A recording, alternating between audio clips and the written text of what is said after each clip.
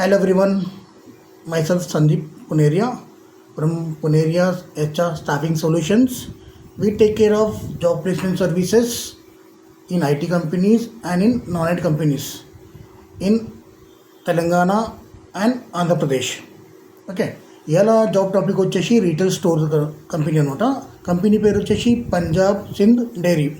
వీళ్ళకి store helper, store sales promoter, store operator కావాలి.